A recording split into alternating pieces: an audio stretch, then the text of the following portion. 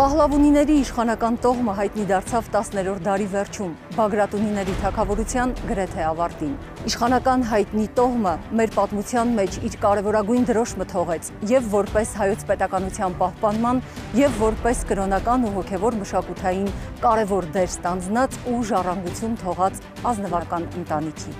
Այսօր ներկայացնում ենք համեստ մի կառույց Արագածոտնի մարզում։ Բաց երկնքի տակ Սերկևիլի վանքն է, Օհանավանի Սուրբ Հովհաննես եկեղեցին։ Հայաստանի Արագածոտնի մարզկենտրոն աշտարակից մոտավորապես 3 կիլոմետր հյուսիս-արևելք ուղղությամբ է տեղակայված Օհանավան գյուղը, որի հյուսիս-արևելյան հատվածում Քասախ գետի աջափնյակում է գտնվում Սերկևիլ գյուղատեղին։ Այստեղ էլ պահպանվել են 10-րդ դարի Սուրբ Հովհաննես եկեղեցու ավերակները։ Եկեղեցին հայտնի է նաև Սուրբ Գրիգոր Լուսավորիչ և Սերկևիլի վանք անուններով։ Սերկևիլը միջնադարում ոչ միայն Արագածոտնի, այլև ամբողջ Հայաստանի նշանավոր բնակավայրերից էր։ Այն իր զարգացումն ունեցավ, որտեղ հարավից կապված էր Հովանավանքի հետ, արևմուտքից կապված էր Կարփի և Ուշի բնակավայրերի հետ, հյուսիսից կապված էր Սամոսավանքի, երևում է այստեղի Սամոսավանքը, և Արտաշավանի, որը միջնադարում կոչվում էր Որդկան։ Բնականաբար այդ հզոր վանական համալիրների Սամոսավանքի, Հովանավանքի, Ուշի Սուրբ Սարգսի հետ կապը մեծ չափով նպաստել է այստեղ նաև միջնադարում եկեղեցական ծխական դպրոց ունենալու։ Դպրոցը ղեկավարել են Հովհաննես եպիսկոպոս Ոսկեփորը և Խաչատուր վարդապետը։ Այդ մասին տեղեկանում ենք 1442 թվականին այստեղ գրված ձեռագիր տոնականի հիշատակարանից։ Անշուշտ բազմաթիվ ձեռագրեր են այստեղ ընդօրինակվել, որոնցից ոմանք ունեն շատ կարևոր նշանակություն հայոց պատմության, մշակույթի, պատմության զարգացման ընթացքում։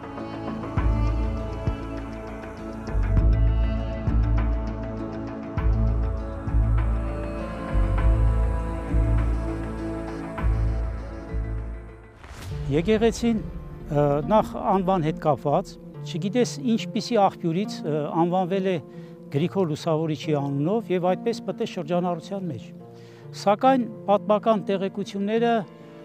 հուշում են, որ եկեղեցին կոչվել է Սուրբ Հովհաննես։ 1442 թվականին Հովհաննես Թմոքեցին, Թմկաբերդն է Ջավախքի հայտնի, այստեղ ընդօրինակել է տոնական ձեռագիր, որի հիշատակարանում գրում է, որ Արդ ծրագրեցավ սա ի երկիրս Արարատյան, ի գյուղս Սերկևիլի, ընդհովանյավ Սուրբ Հովհաննեսի և այս սրբությանց։ Ուստի այստեղից արդեն նկատելի է, որ եկեղեցի ոչ թե Գրիգոր Լուսավորիչի անունով է։ Իմիջիայլոց Քասախի կիրճում կան մի շարք եկեղեցիներ, մեծ փոքր, որոնք Գրիգոր Լուսավորիչի անունով են կոչվում։ Քանի որ ինչպես հայտնի էր, Գրիգոր Լուսավորիչը ամռանը բարձրանում էր Արագածը և ձմռան ցրտաշունչ եղանակին իջնում էր Քասախի կիրճը պատասպարվելու համար։ Երկրորդ աղբյուրը 1831 թվականին Իվան Շոպենը մարդահամար անցկացնելու ժամանակ Հովհաննես Շախատունյանցի հետ գալիս է Սերկևիլ և ինքը հետագայում նաև իր գրքում, որը հրատարակվել է Սանկտ Պետերբուրգում 1852 թվականին, շատ հայտնի գիրք է հայկական մարզի վիճակագրության մասին, որտեղ ինքը գրում է, որ բավականին լեռնոտ տեղանքում Սուրբ Հովհաննես վանքն է, որը քանդվել է 1827 թվականի երկրաշարժից։ Ենթադրում են, որ կառուցվել է 10-րդ դարում Պահլավունիների կողմից, քանի որ այս տարածքի այս հատվածները պատկանում են Պահլավունիներին, և Հովանավանքից 10-րդ դարում կառուցելու ժամանակ բերվել է Սուրբ Հովհաննես Մկրտչի նշխարներից, ամփոփվել է եկեղեցու հիմքերում և այդպես էլ անվանվել է Սուրբ Հովհաննեսի անվանը։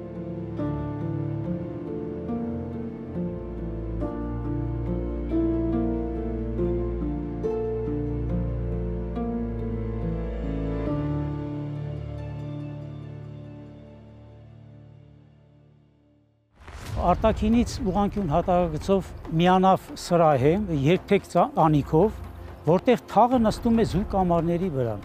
Լուսավորությունը իրականացվել է արևմտյան և արևելյան ճակատներից բացված լուսանցքներով։ Ցավոք արևմտյան ճակատը, որտեղ նաև գլխավոր մուտքն է եղել, փլված է ամբողջությամբ, այն փլվել է 1918 թվականի հունվարի 16-ի երկրաշարժից, կրկին երկրաշարժից, որից փլվել է նաև Հովանավանքի գմբեթը։ Վնասվել է 13-րդ դարում ուշի երկրաշարժից, այնուհետև 1679 թվականի Գառնի երկրաշարժից, 1827 թվականին Սախազորի երկրաշարժից է վնասվել, 1840 թվականին Ակորի երկրաշարժից է վնասվել, 1918 թվականի հունվարի 16-ից ամբողջությամբ արևմտյան ճակատը փլվել է։ Բարեբախտաբար պահպանվել է հին լուսանկարը, որը լուսանկարել է Գարեգին Հովսեփյանը։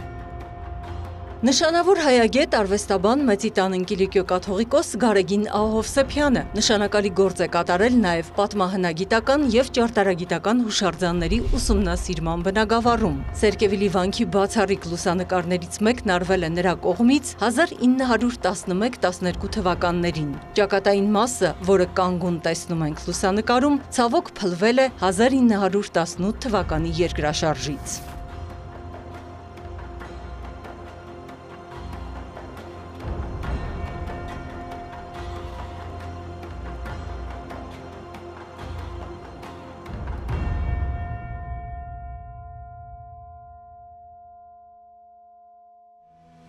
Մի փոքր պատմական ակնարկ, այստեղ շատ կարևոր ճակատամարտ է տեղի ունեցել եւ Վասակ Փահլավունին այստեղ փառապանց կարելի ասել հաղթանակ է տոնել, բայց եւ ցավալիորեն, ինչպես նշում են պատմիչները,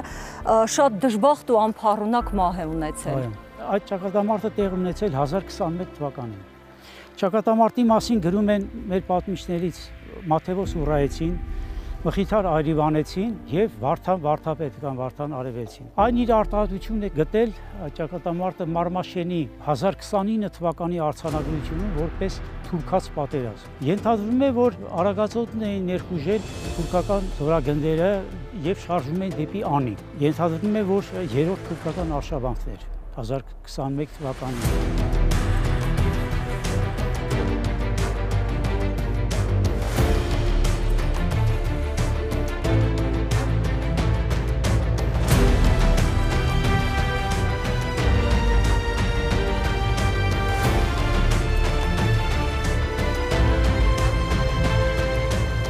Վասակ Փահլավունին մի խնջույքի ժամանակ բջնի իր ամրոցում նկատվում է դեպի ամրոց շտապող մի մարդու։ Նա ասում է դարպասները բացեք, այդ մարդը բուժկան է, բոթաբեր է, այսինքն վատ լուր բերող է։ Այդ մարդը մտնում է ամրոց եւ Վասակ Փահլավունին ասում է, որ Նիկ գավառը գրավված է եւ կոտորում են ժողովրդին։ Անմիջապես Վասակ Փահլավունին սրճական 5000 զինվոր է ունեցել։ Այդ ժամանակ նա ամրոցում 300-ն է լինում եւ այդ 300-ը իր հետ դուրս են գալիս եւ ինքը Եղվարդով գալիս է ճանապարհով դեպի Սերկևիլ օգնության հասնում գյուղացիներին։ Անմիջապես նա հարձակվում է եւ Ուրայեցին գրում է, որ 300 հոգու սպանում է նրանցից մեծ ճակատամարտի ընթացքում։ Զորքը հակառակորդի ճշտամիների անմիջապես փախուստի են մատնում։ Եվ խուճապահար փախուստի են մատվում եւ Վասակի քաջերով հեռացում են Սերկևիլի այս տարածքից։ Ցավոք երեկոյան թե ինչպես է լինում հոգնած ճակատամարտից Վասակ Փահլավունին եկեղեցու մոտ քնով է դարվում եւ գյուղացիները երբ որ հետ են վերադառնում, նրանցից մեկը չճանաչելով հավանաբար որ Վասակ Փահլավունին է, քարով խփում է գլխին եւ գլորում ձորը։ Այդպես անփառունակ ձևով մահանում է Վասակ Փահլավունին եւ այս տարածքը պատմիչների կողմից անվանվում է Վասակամուտ, Վասակի մահվան վայր։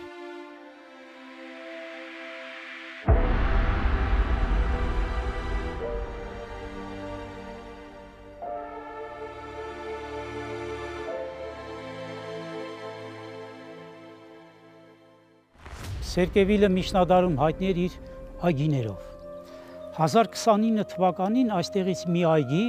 Վասակ Փահլավունու ավագ եղբայրը, այոց սպարապետ Վահրամ Փահլավունին նվիրում է Մարմաշենին։ 13-րդ դարից գյուղը Վաչուտյաններին էր պատկանում եւ Վաչուտյանները մի այգի նվիրում են Հովանավանքին։ 1350 թվականին ամբողջ գյուղը Թեոդորոս Չրքինը, որը Վաչուտյաններից է, նվիրում է արդեն ամբողջ գյուղն է նվիրում Հովանավանքին։ Սերկևիլը ունեցել է նաև ձիթանք, ինչպես գրում է Սիմոն Երևանցին Ջամբրում, եւ երկու ջրաղացներ Քասախի կիրճում, որոնք պատկանել են Սամոսավանքին։ Մենք եկեղեցու ներսում ենք, Սուրբ Հովհաննես եկեղեցու ներսում, որը միանավ սրահ է, որտեղ թաղը նստում է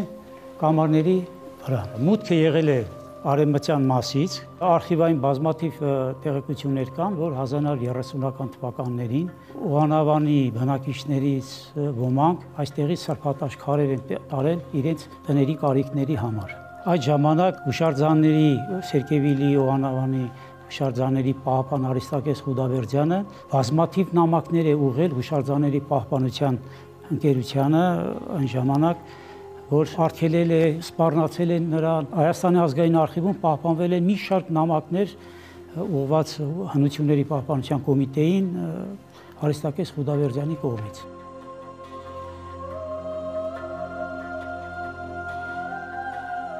Սերկևիլ գյուղատեղի միջնադարյան մշակութային շերտը նստած է մեր թվարկությունից առաջ, երկուսից առաջին հազարամյակին թվագրվող հին բնակավայրի վրա։ Այստեղ պահպանվել են նաև նույն ժամանակաշրջանի Կիկլոպյան ամրոցի հենապատերը և վաղ միջնադարյան ամրոց դղյակը։ Ներկայում գյուղատեղին ամբողջովին պատած է բնակելի շինությունների ավերակներով և ժամանակակից կառույցներով։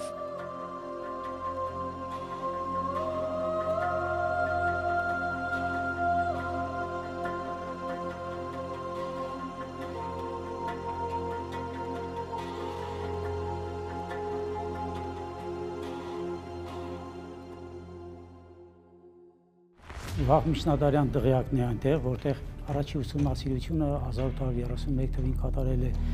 ռուս հնագետ Մեշչիշանովը, այնուհետև 1940-ական թվականներին ուսումնասիրել է դղյակը հնագետ Հովսեփ Եղազարյանը։ Այդ մասին կան արխիվային մի շարք տեղեկություններ։ Իսկ նրանից մոտ 150 մետր հյուսիս Քասախի եզրին Սերկևիլ գյուղի ամրոցն է, Կիկլոպյան ամրոցը, հին ամրոցը, որը թվագրվում է երկուսից առաջի հազարամյակով մեր թվակությունից առաջ։ Անշուշտ եկեղեցին էլ է եղել, ունեցել է պարիսպ, ինքը պարսպապատ է եղել, որի հետքերից առանցին պահպանվել են և Սերկևիլը, ինչպես նշվեց, միջնադարում բավականին նշանավոր հայտնի գյուղ է եղել։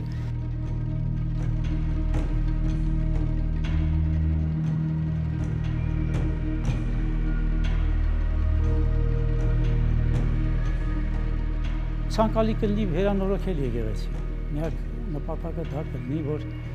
ինքը դառնա գործող եկեղեցի, իր 1000 տարվա հնությունը, այլապես այսպես ամեն քար կարող է փչանալ,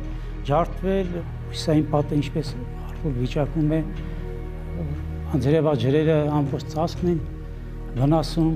քարերն են անձրևաջրերից արդեն որոշ երեսապատված արվածներ հողմնահարվում է։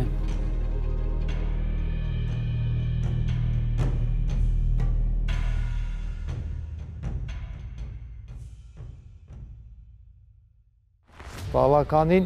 և բազմաշերտ և բազմաոճ, բազմատիպ հուշարձան է համարվում, իր մեջ ընդգրկում է բավականին ընդգրկում գյուղատեղի, միջնադարից արդեն հայտնի, Սերկևիլ անվանումով 10-րդ դարի եկեղեցուց բացի պահպանվել է նաև մեր թվարկությունից առաջի հազարամյակի կառուցված հավանաբար դղյակից, բազմաթիվ են գերեզմանոցները։ Խորհրդային շրջանում այս հուշարձանի տարածքը եղել է ավելի քան 24 հեկտար։ Ցավոք սրտի այդ ժամանակվանից սկսած, երբ որ գյուղը սկսել է մեծանալ, այդ տարածում ունենալով, այս պայծառությամբ հստակ պահպանվում է մոտ 2.8 հեկտար։ Եկեղեցին մտել է առավել վտանգված հուշարձանների ցանկի մեջ, մոտակա տարիներում որոշակի գործողություններ գոնե ամրակայման, անպայման կկատարվեն։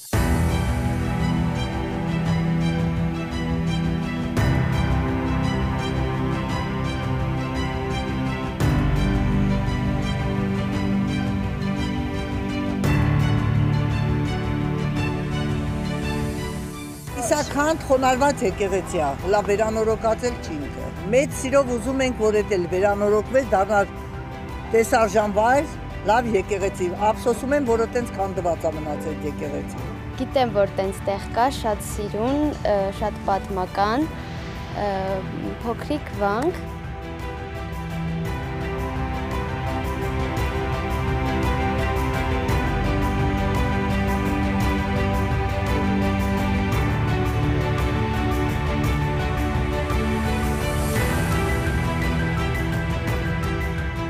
Երեխաները գնում են, բայց բոլորիս ուշքում միտքը այնտեղ է, թե հանկարծ մի վտանգ չլինի կամ ինչ-որ մի բան։ Ցանկալի կլինի գտնվեն մարդիկ, ովքեր այդ հրաշալի վայրը կվերածեն ավելի լավ օգտատեղի։ Ես ինչ հիշում եմ, այդ եկեղեցին նույն տեսքով տենց մնացել է։ Ես ուզում եմ, որ ոչ թե մենակ մեր Սերկևլի եկեղեցին, բոլոր եկեղեցիները, որոնք որ կարիք ունեն դրա վերանորոգելու կամ ինչ-որ բան, բնականաբար բոլորն էլ ով հայա քրիստոնեան պետք է անպայման թեկուզ երազանքել մնան, բայց պետք է երազի դրա մասին։